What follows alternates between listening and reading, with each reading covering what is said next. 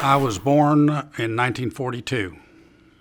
When my mom told the story when she brought me home from the hospital, they lived in a two-story house with a tenant above, and the tenant above was sitting on the porch in his rocking chair, and he looked at her and he looked at me and said, "Another soldier," because World War II was going hot and heavy.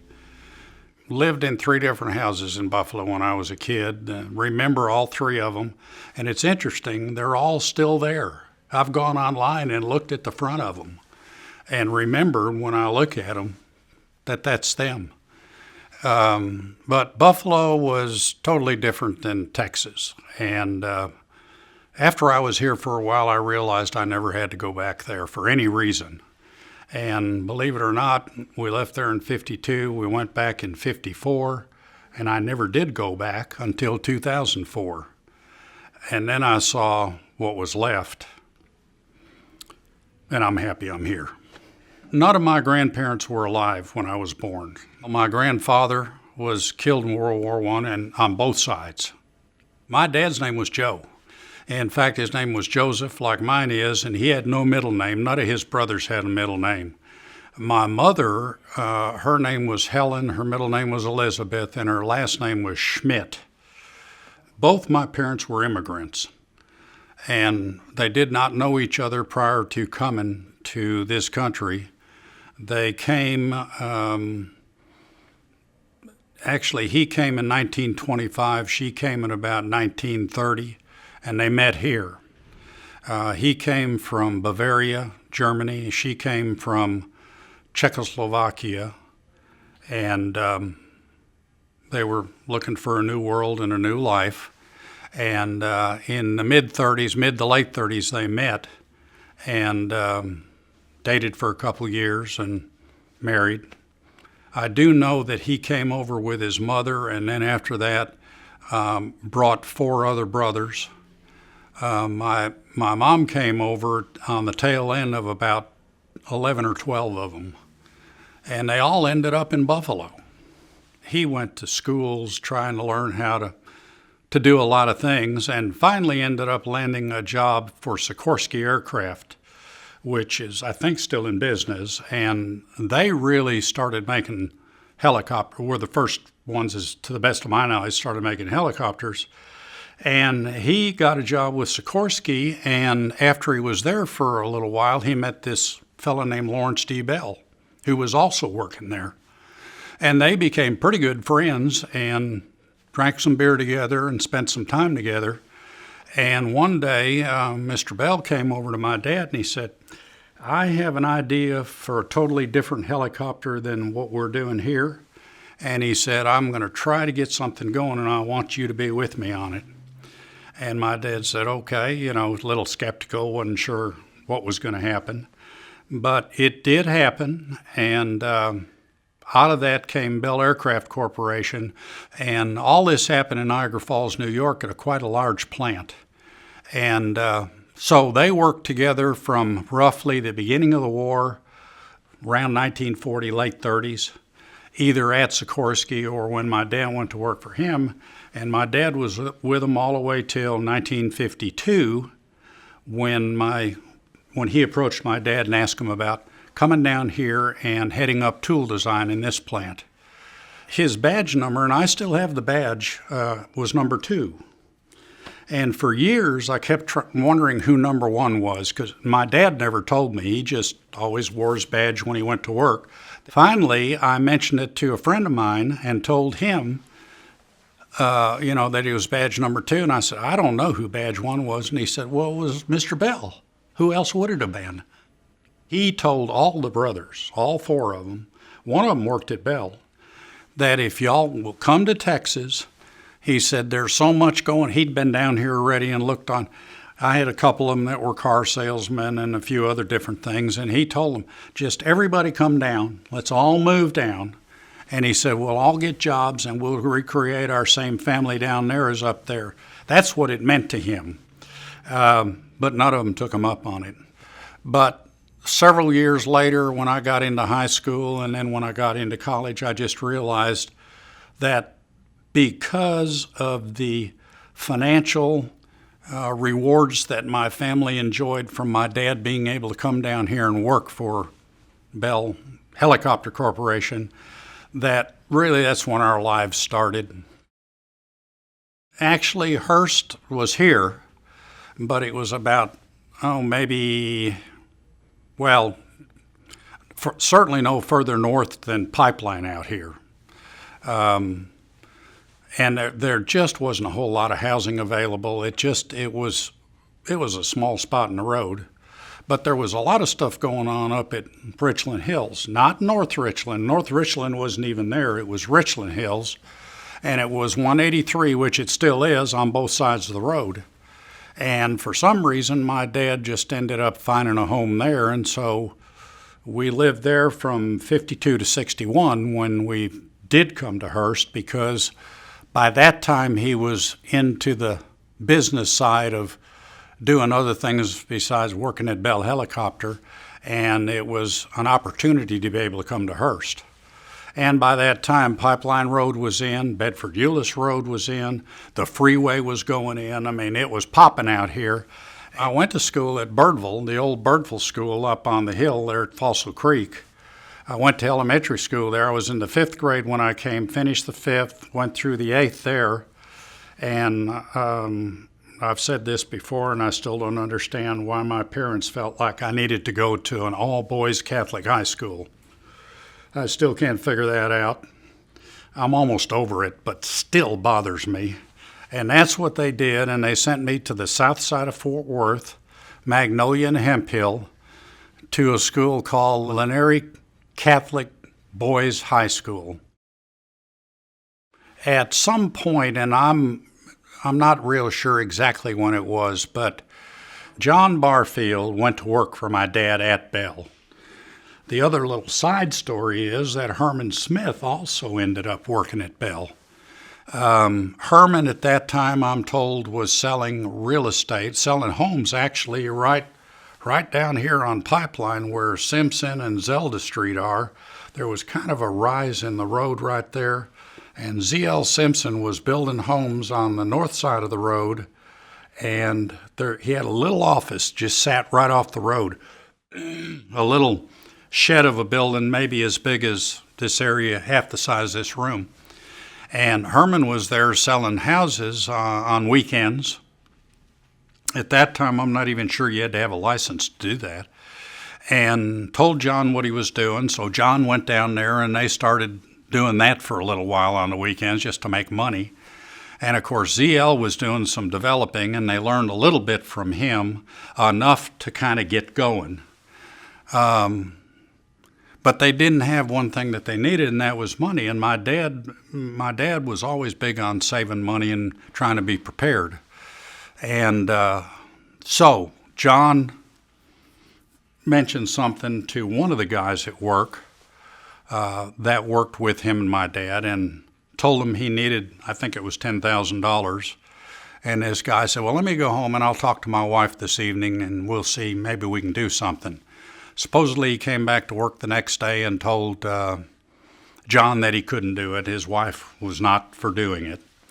And so the conversation ended. My dad overheard that conversation and approached John and said, how much did you say you need? And he told him $10,000. My dad said, I got that. I can handle that. And that started it. And at that time, my dad didn't know Herman that I know of, but they quickly met and became friends. So the three of them actually ended up forming several corporations. And my dad was the money side of it, and till they got rolling pretty good. And as they say, the rest is history. They did quite a bit together. Herman went off into commercial and did a lot of big stuff, shopping centers all over the country, really became quite well known and did quite well. John chose to stick right here and just develop right around here. Did a lot of stuff in the city of Hearst. When I went out there, I started, my major was architecture, and it was architecture, and in the back of my mind, there was already stuff going on here with with my dad and his association with Mr. Barfield and Herman Smith. And I was just thinking this was the thing to do because maybe someday I might build houses. So I enrolled in the architecture program, stayed in it for 3.5 years, and it was going nowhere. And I decided to change majors, which kind of added to the 5.5-year plan. And I called home and told him I was changing majors, and my dad said, "I don't care, just get out of there." And I said, "Yes, sir." So I changed majors, and that took me down a whole nother road that almost took me away from what I was focusing on. I got into radio. I went to a radio and TV major and got into radio, and well, there was another fun time. It was a lot of fun in Lubbock because everybody at the college would hear you on the radio. And then I made my way back here and ended up at a radio station over at Seminary South Shopping Center. At that time, it was KCUL, later became KBUY. Our morning guy was Bill Mack, so I got in that mix. And this was right when country music kind of was blooming. You know, you had your Cowboy Weavers and your Buck Owens and a bunch of them folks that were kind of hick singers, many thought. But then all of a sudden, a few other people showed up, like Glenn Campbell and some of those folks. And wow. And all of a sudden, I'm working at the number 2 station in Fort Worth. We'd battle back and forth at that time between KFJZ and KXOL, which were top 40 radio stations. And I stayed there for 5 years. I was also working in Dallas at Employers Insurance of Texas, which was a very large, well-run insurance company. So I worked over there for 5 years, and after I was there for about a year, I was kind of a little bit socially lost, working in Dallas, living in Hearst. And I met my wife, who was working 2 floors above where I was. And she was introduced to me by someone who I'd gone to school with in Lubbock, another woman. And when I first laid my eyes on my wife, I thought, I'm not going to be able to handle that. But she gave me a chance. And like I said, next year's 50 years. I put a lot of miles on a 65 Ford Mustang driving back and forth to Dallas, because I'd go over there and pick her up in North Dallas, over near SMU, drive all the way back over here on Lancaster to Panther Hall so we could do the country thing. We spent all our time in Fort Worth at Panther Hall, and it was all about the music. Then take her all the way back home. So the evening would start about 6 o'clock and end about 2 in the morning, or even later. But we dated for 2 years, 2.5, and she acted like she wanted to get married, so I asked her, and she said yes. Worked out pretty good, actually. My dad did real well with them, and of course this opened the door for me, a door that I didn't know was there till I kind of had my head turned and say, "See that door? Go through it." And that door was John, and he welcomed me with open arms, maybe because he thought that he owed my dad something, but he invited me to become a builder. And of course, his real purpose was he had a lot of lots. It was interesting. I was working weekends in radio. I was working 40 hours a week over in Dallas at the insurance company, and now I'm going to build a house part-time. So we did it and got it all finished. Looked pretty good, I thought, for a first attempt. Didn't do a real good job of keeping track of the costs. And so when we sold it, I think we made $200, but we didn't lose anything. And so, that was the first effort, and it went well enough to where I liked what I was doing. I enjoyed it, so we decided to do it again. And that really was when we kind of almost made up our mind that this was going to be a big career change and we were going to move to home building. So in 1970, my dad, along with John, had developed an area in Hurst here, north of Cannon. I picked up another lot, built a house on it, and that house came out real nice. And I learned a lot on the first one, so the second one looked pretty good. In December of '71, I resigned from my job in Dallas, and on January 2nd of '72, I was a builder. And I had lots available all up there in that area where I built the second house. Actually, had already started on a third one. So we started rolling, and John was nice enough at that time to invite me to come into his office, and gave me a place for a desk, used his sales staff, added to the inventory of homes that they could sell. I officed in the same office with him, and we found out every day after lunch he would be gone for a while, and nobody really knew where he was. They thought they knew. They thought he was over in North Richland Hills. He was actually up Davis Boulevard, and at that time, or up Precinct, and at that time it was 2 lanes wide. Davis was 2 lanes wide, and there was farms all over the place up there. And he would go up there and he would sit down and drink coffee with those farmers and buy their land, cut deals with them, and set up payment schedules with them, and that's what he did. And I don't know how many people realize it, but he ended up buying several hundred acres up there. Eventually he took over the old Green Valley racetrack up there and bought all the way up to Keller city limits, both sides of Precinct line, both sides of Davis for sure, one side of Precinct because the other side was Colleyville. And he spent his whole career developing all that. There was several upstart people, myself, a fellow named Darrell Jester, who's got some history out here too, several other people that came into play. Doug Long, who was the main engineer that most of the builders used in their developing. And John started putting these groups together and buying these large tracts of land, not the smallest of which, probably the largest, was the Louis Engler tract. Engler Boot and Saddle was a big boot and saddle maker on the north side of Fort Worth. And he had a piece of land up there on the north side of Harwood, and it was a couple of hundred acres, I think, at least 100. And John put together a group, and we as a group bought that piece of land, developed it, and of course the city of Hurst stepped in and said, we really need a park up here.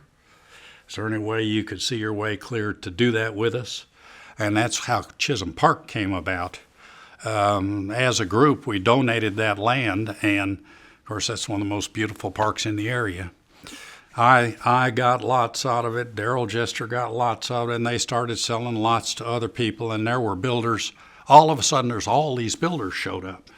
I used to be able to count the builders out here on the fingers of one hand, and there were all these upstart builders, and it was boomtown is what it was. And that one went so well, then we did some other stuff together. And of course, the other thing that happened is I learned by what I was watching that I could go do some stuff.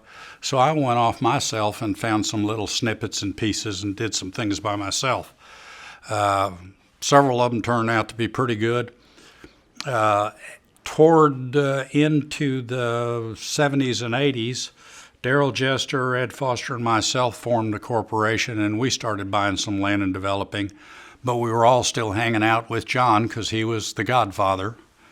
And it went real well for a long time. It's amazing to me that all those people have retired, and he's still going. It's just amazing.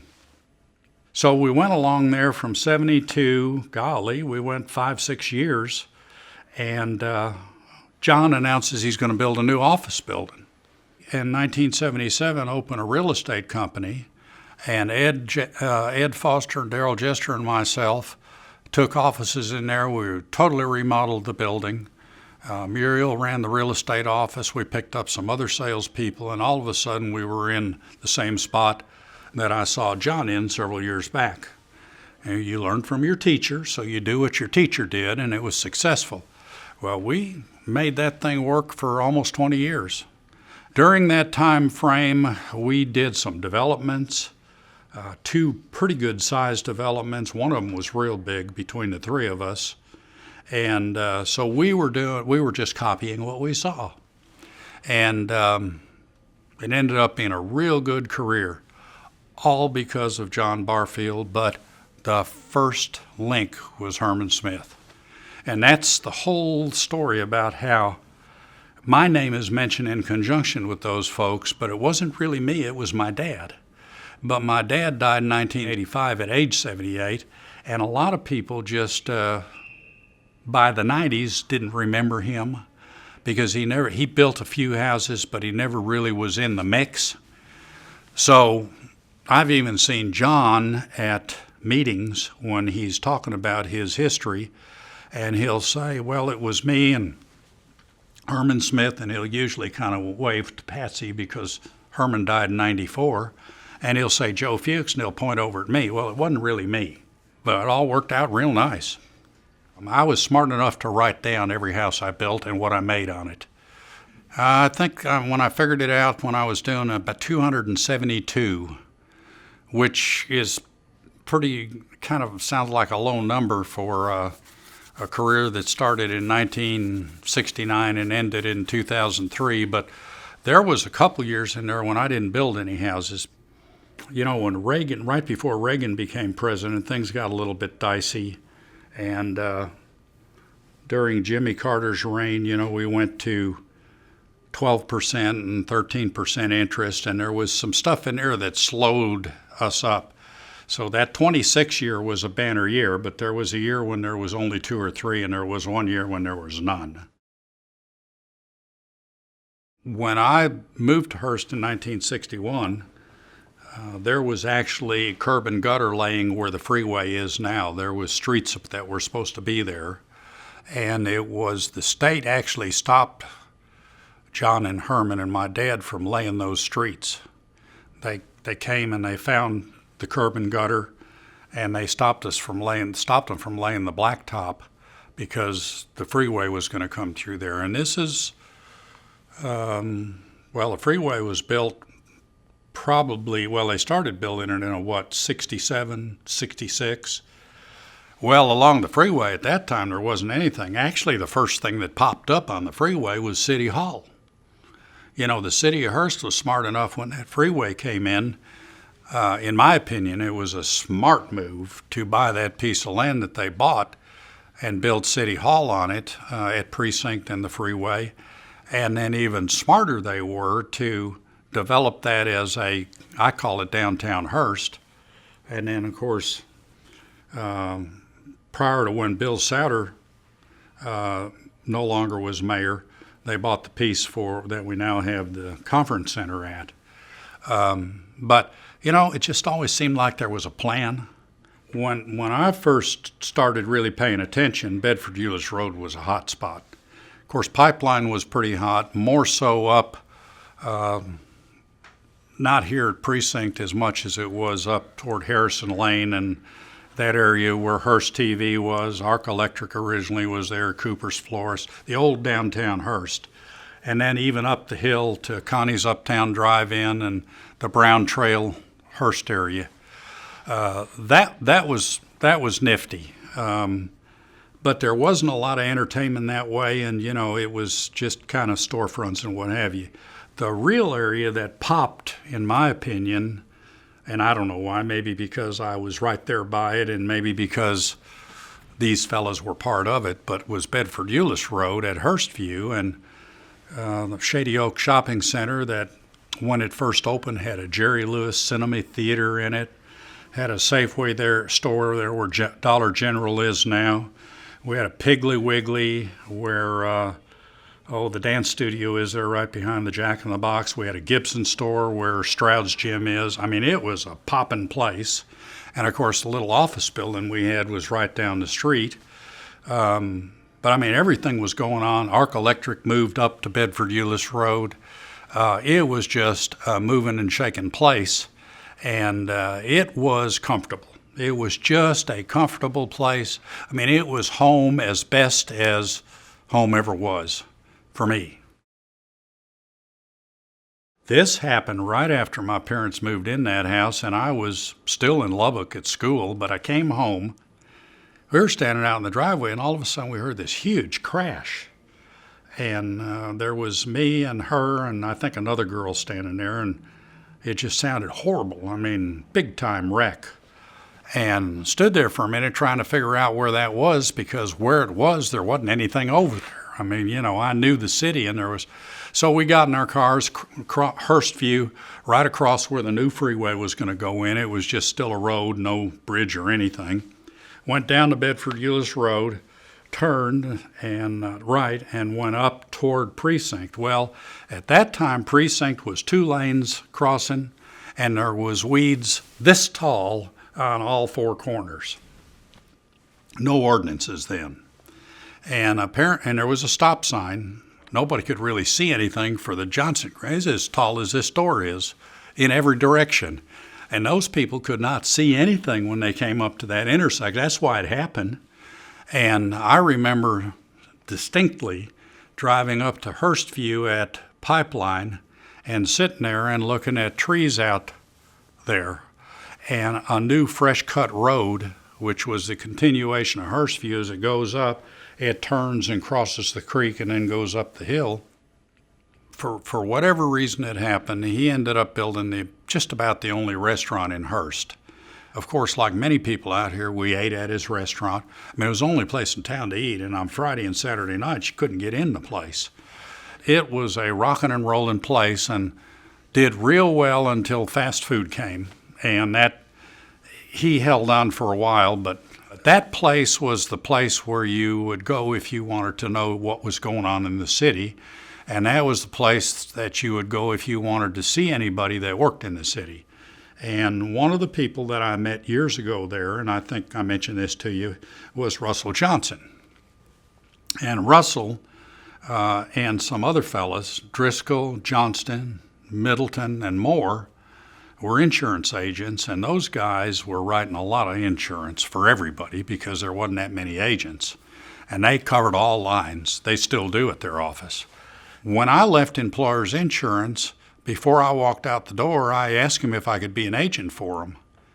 And they said, yes, we could consider that. And they had what they called personal lines agents, which was non-commercial.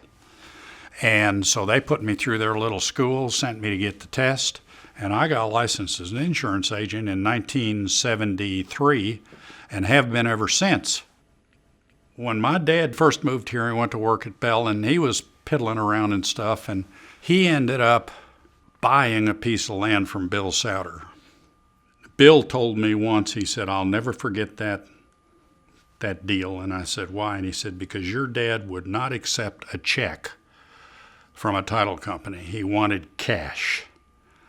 And he said, we got all the closing papers drawn, and we had to go to the bank and get $100 bills and count them out in front of your dad because he wouldn't accept it. Well, the backside to the story was my dad didn't know Bill Souter like I later learned to know him.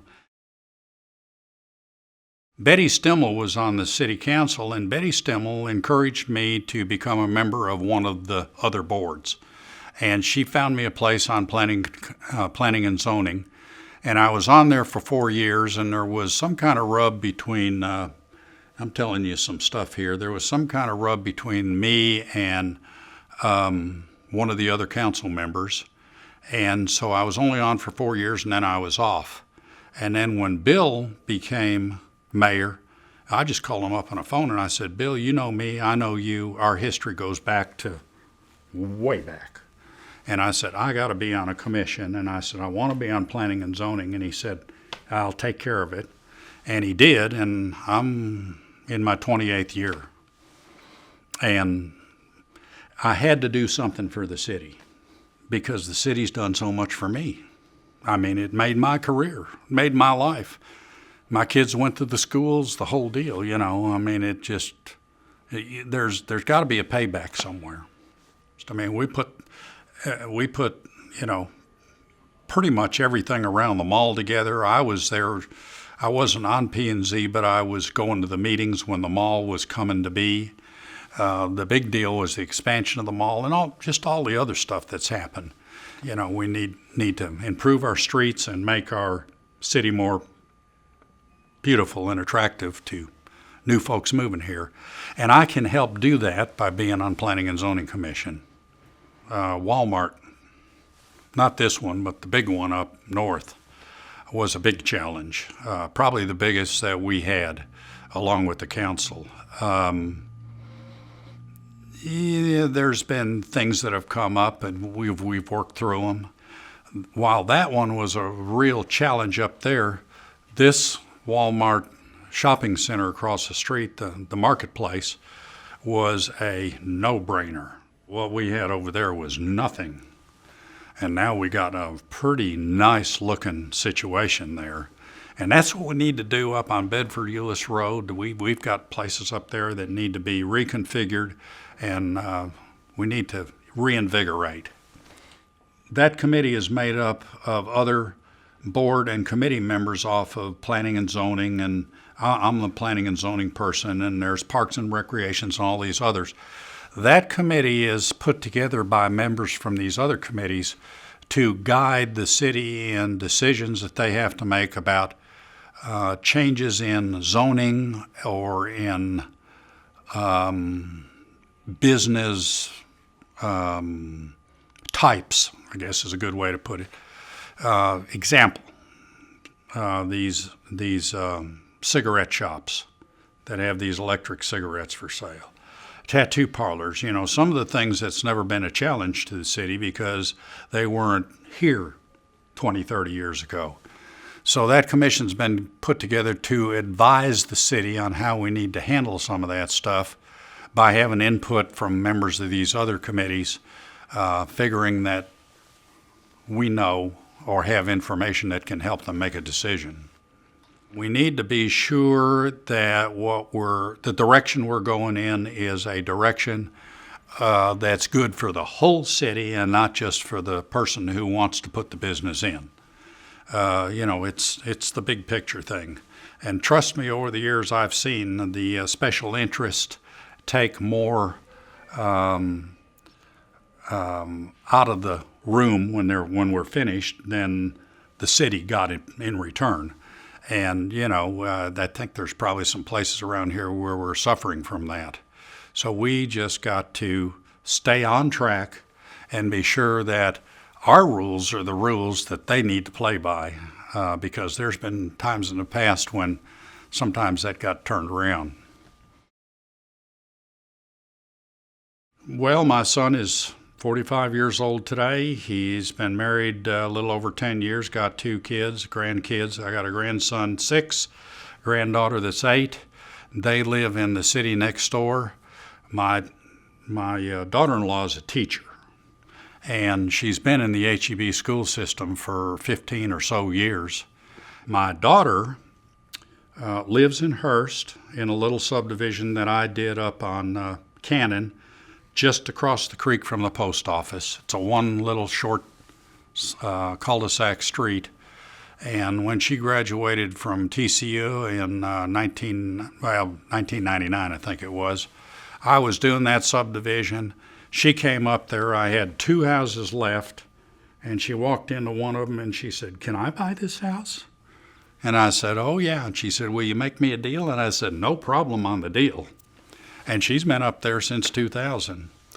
My daughter's name is Amy, A-M-E-E, and my son's name is Jay, J-A-Y, which was the first name of the name that I used when I was in radio years ago, because back then, as one of the guys that hired me told me, he said, "What's your name?" And I said, "Joe Fuchs." And he said, "Okay, what's going to be your radio name? Because that ain't going to work on radio."